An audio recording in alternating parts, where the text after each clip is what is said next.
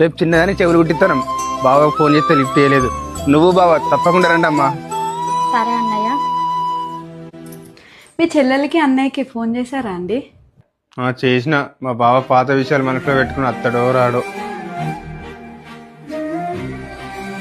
రేపు నా మనవరాలు చెవులు కుట్టిస్తున్నాము. నా బిడ్డ అల్లుడు వస్తారో రారో.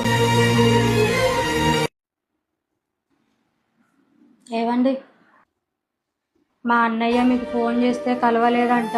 రేపు మా అన్నయ్య కూతురికి చెవులు కుట్టిస్తున్నారు. మనల్ని రమ్మన్నారండి. మనం కాదు వెళ్ళేది, నువ్వే. మీరు కూడా రండి. పొద్దున వెళ్ళి సాయంత్రం వచ్చేద్దాం. ఆ రోజు గొడవలో మీ అన్న నన్ను అన్న మాటలు నువ్వు మర్చిపోయినా నేను ఇంకా మర్చిపోలేదు. నీకు వెళ్ళాలనుంటే నువ్వు వెళ్ళు స్వప్న.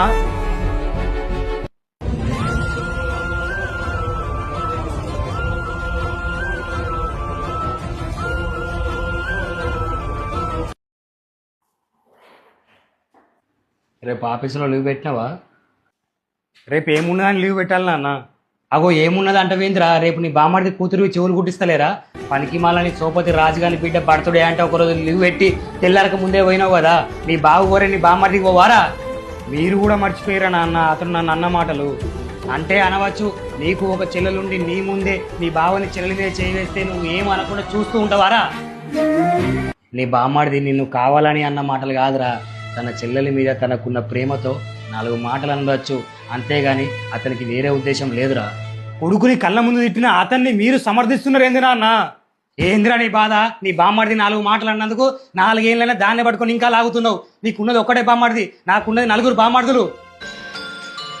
నీ బారసాలకు చిన్న గొడవ అయితే మీ అమ్మ మీద నేను చేయి వేస్తే మీ మామలు అందరు కలిసి నా మీద పడి నన్ను కొట్టిర్రా.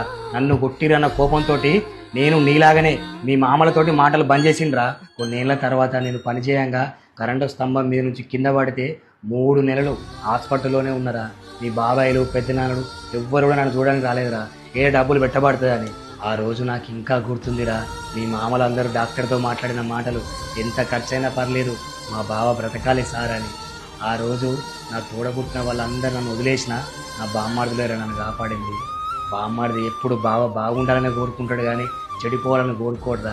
పాత విషయాలు మర్చిపోయి నా కోసం రేపు కూడని తోలుకొని ఫంక్షన్కి వేరాపోండి బిడ్డ.